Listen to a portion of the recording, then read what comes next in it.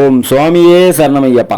கூடுமான வரை இயற்கையை எனக்கு தோன்றிய விஷயங்களை மட்டுமே இதுவரை நான் வீடியோ போட்டு வந்தனா. இப்பொழுது முதலாக பகவத்கீதை, அதாவது ஆதி சங்கரர், ஸ்ரீ ராமானுஜர், ஸ்ரீ மத்வாச்சாரியார், ஞான முனிவர், ராஜாஜி, மகாகவி பாரதி, சுவாமி விவேகானந்தா, சுவாமி சித்பவானந்தா, சுவாமி சின்மயானந்தா, கீழத்தூர் ஸ்ரீ நிவாசாச்சாரியார், வேதாந்த வித்தகர் ஆச்சரிய அண்ணா அவர்கள் போன்ற மேதைகள் உரை எழுதியதும் உலகம் தழுவி நிற்பதுமான பகவத்கீதையை முதலில் நான் எனது வீடியோவில் ஒவ்வொரு அத்தியாயங்களாக கொடுக்க உள்ளேன். பகவத்கீதையை தமிழிலே படித்தும் பலரிடம் கேட்டும் ஓரளவு பழகி கொண்ட நான் இதை முதலில் வீடியோவாக கொடுக்க உள்ளேன்.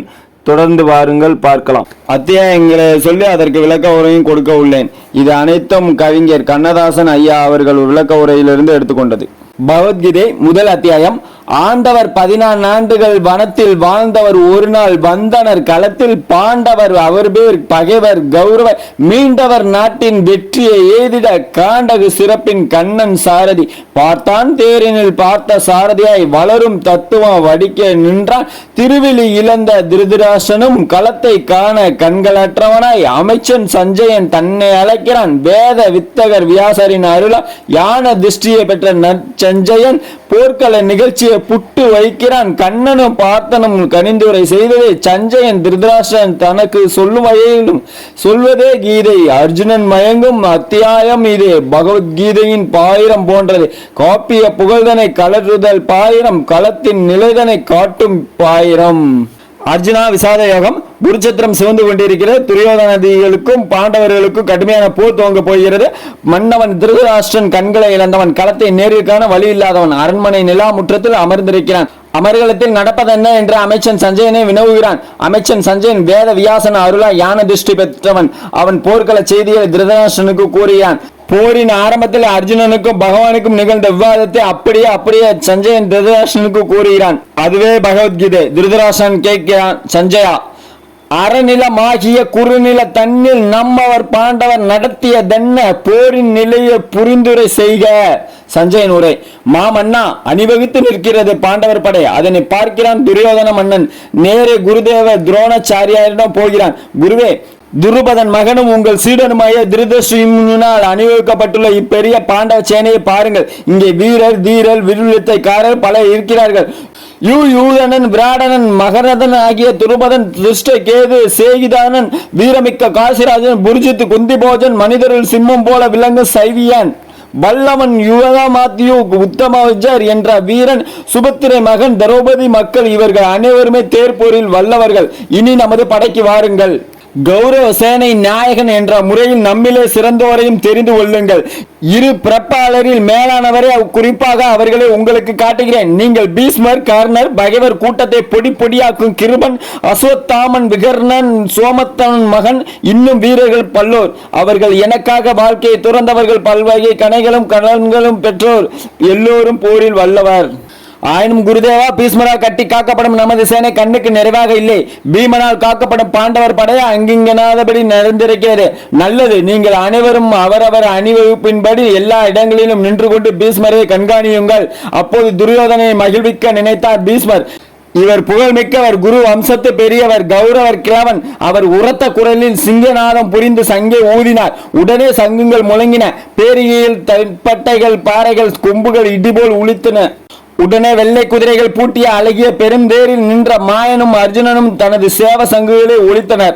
கண்ணனின் சங்கு பாஞ்சஞ்சன்யம், அர்ஜுனனின் சங்கு தேவ தத்தம், பிறரை அச்சுறுத்தும் செயல்மிக்க ஓனாய் வயிற்று பீமன் ஊதிய சங்கு பவுன்றம், குந்தி மகன் யுதிஷ்டராஜன் ஆனந்த விஜயம் என்ற சங்கை ஊதினான். நகுலன் சுவோசம் என்ற சங்கை ஒலித்தான். சகாதேவன் மணிபுஷ்பகம் என்ற சங்கை முழங்கினான். பில்லேறு உழவர்களிலெல்லாம் மிகச்சிறந்த காசிராஜனும் பெருந்தேர் வல்லவன் சிகண்டியும், திருஷ்டத்யும்னனும் விராடனும் யாரும் வெல்ல முடியாத சாத்தியகியும், துருபதன், திரௌபதி மக்களும், தடந்தோளுடைய சுபத்திரை மகனும் தனித்தனியே தமது சங்குகளை ஒலித்தன. பூமிக்கு தலைவனை ஓங்கி எழுந்த முழக்கம் வானை அதிரடித்தது. மன்னரின் எதிரொலித்தது. கௌரவ கூட்டத்தை கதிகலங்க வைத்தது. உடன் இரு பக்கம் இருந்து கணைகள் பறந்தன. அப்போது தன் அனும கொடிய உயர்த்திய அர்ஜுனன் கௌரவ கூட்டத்தை நோக்கி கண்டிப்பத்தை பிடித்தபடி கண்ணனை பார்த்து சொல்கிறான், அச்சுதா, படைகள் இரண்டுக்கும் நடுவே என் தேரை கொண்டு நிறுத்தி என்று. போரை விரும்பி பூரித்து நிற்கும் இவர்களை நான் பார்க்க வேண்டும். இந்த போரில் என்னோடு பொருத போகிறவர்கள் யார் யார்? துன்மதி படைத்த துரியோதனை திருப்திப்படுத்துவதற்காக இங்கு போர் செய்ய வந்திருப்பவர்களை நான் நன்றாக காண வேண்டும் என்கிறான்.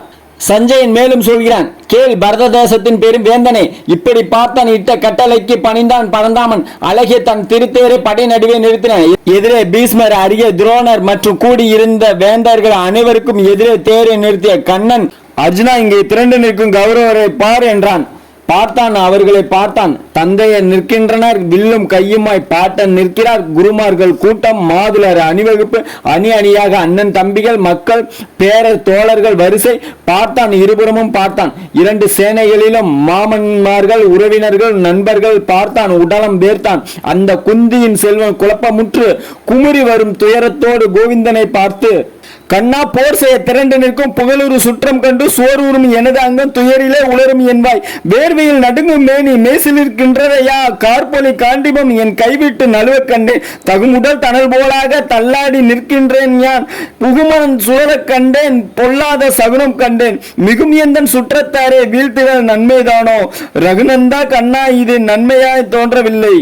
கண்ணா, நான் வெற்றியை விரும்பவில்லை, அரச போகத்தை ஆனந்தத்தையும் விரும்பவில்லை. கோவிந்தா, நமக்கு அரசு கிடைத்து ஆக போவதென்ன? இன்பங்கள் எதற்காக? ஏன் உயிர் வாழ்வது கூட எதற்காக? எதற்காக நாம் அரச போகத்தை அளவில்லா செல்வங்களையும் திரும்ப பெற விரும்புகிறோமோ அவர்கள் உயிரை மறந்து செல்வம் துறந்து இங்கு வந்து நிற்கிறார்கள். இதோ பாரு, இங்கே நிற்பவர்கள் யார்? குருக்கள், தந்தையர், மக்கள், பாட்டன், மாதுளர், மாமன், பேரர், மைத்துனர், சம்பந்திகள். மதுசூதனா, என் கண்ணா, நான் கொல்லப்பட்டாலும் கவலை இல்லை. இவர்களை கொல்ல நான் விரும்பவில்லை. உலகையும் ஆளுகின்ற வாய்ப்பு கிடைப்பதாயினும் இந்த போரை நான் செய்ய மாட்டேனே. வெறும் மண்ணை ஆள்வதற்காகவா செய்வேன்? கௌரவர்களை கொண்டு நாம் காணப்போகும் இன்பம் என்ன? பாதகரையை கொள்வதாயினும் பாவம் தானே பரிசாய் கிடைக்கும். ஆதலால் கொற்றத்தாராயினும் கௌரவர் நம் சுற்றத்தார், அவரையும் கொள்வது தகாது. பின்பு வெல்வது நமக்கு கிடைக்கும் லாபம் என்ன? இந்த அறிவிழந்த கௌரவர்கள் குலத்தை குடிப்பிறப்பை அழிப்பதில் விளையும் தீங்கே நண்பனை சதி செய்வதில் நாசமே விளையும் என்பதை அறியாராயினும் ஜனார்த்தனா, குலநாசம் நமக்கெதற்கு? அது குற்றம் என்று உணர்ந்த நமக்கெதற்கு? இந்த பழிப்பாவத்தில் இருந்து தப்பிச் செல்ல நமக்கு வழி தெரியாதா? குலம் அழிந்தால் நிலையான குல தர்மங்கள் அழிகின்றன. குல தர்மம் அழிந்தால் தலைமுறை முழுவதும் அதர்மம் சூழுமே. கண்ணா, தர்மம் கெட்டால் மாதர் கற்பும் மாணவர் நோம்பும் கெடும். விஷ்ணு குல தோன்றலை மாதர்கள் கெட்டால் 4 வர்ணங்களும் குழப்பம் அடையும். அப்படி குழப்பம் ஏற்பட்டால் யார் அதனை அழித்தார்களோ அவர்களுக்கும் அவர்கள் குலத்தார்கள் நரகமும் ஏற்படும். அவர்களுடைய மூதாதையர் சோறும் நீரும் இன்றி வீழ்ச்சி பெறுகிறார்கள். வர்ண குழப்பத்திற்கு வித்துண்டு குடி கேடார்கள் செய்ய ஜாதி தர்மங்கள் அழிகின்றன. குல தர்மங்கள் கூண்டோடு போகின்றன. ஜனார்த்தனா, குல தர்மத்தை இழந்தவர்களை எக்காலத்தும் நரகத்திலே வாழ்வார்கள் என்று கேள்விப்படுகிறோம். அந்தோ அரச போகத்திற்கு ஆசைப்பட்டு அணைக்க வேண்டிய சுற்றத்தை அழிக்க புறப்பட்டோம். பெரும் பாவத்திற்கு அல்லவா தயாராகிவிட்டோம். ஆயுதம் இல்லாத பகைவனாய் எதிர்த்து வராத எதிரியாய் நிற்கின்ற என்னை ஆயுதம் தாங்கிய கௌரவர்களை அழிப்பதாயினும் சரியே, நான் போர் புரியேன். சஞ்சயன் மேலும் சொல்கிறான், போர் முகத்தில் இவ்வாறு உரைத்த பார்த்தான். வில்லை ஒருபுறம் எறிந்தான். துயர் கொண்ட நெஞ்சத்தினாய் தேரின் பீடத்தின் மீது அமர்ந்தான். ஹாய் ஃப்ரெண்ட்ஸ், முதல் அத்தியாயம் முட்டிட்டு 2ஆம் அத்தியாயம் அடுத்த வீடியோவில் பார்க்கலாம். நீங்க டிடிஜிஎஸ் ஜிகேந்திரா யூடியூப் சேனலை வாட்ச் பண்ணிட்டே வாங்க. ஒவ்வொரு அத்தியாயமா உங்களுக்கு வீடியோ கொடுத்துட்டு இருக்கோம். டிடிஜிஎஸ் ஜிகேந்திரா யூடியூப் சேனல் பிடிச்சிருந்தா லைக் பண்ணுங்க, ஷேர் பண்ணுங்க, கமெண்ட் பண்ணுங்க. உங்களுக்கு பிடிச்சவங்களுக்கு அந்த வீடியோ ஷேர் பண்ணி விடுங்க. தேங்க்ஸ் ஃபார் வாட்சிங். உங்களுக்கு தொடர்ந்து ஆன்மீக கருத்துல உள்ள வீடியோவை தொடர்ந்து போட்டுட்டு வரேன். ஜி கோவிந்தராஜ் அதிதீவிர ஐயப்ப பக்தன்.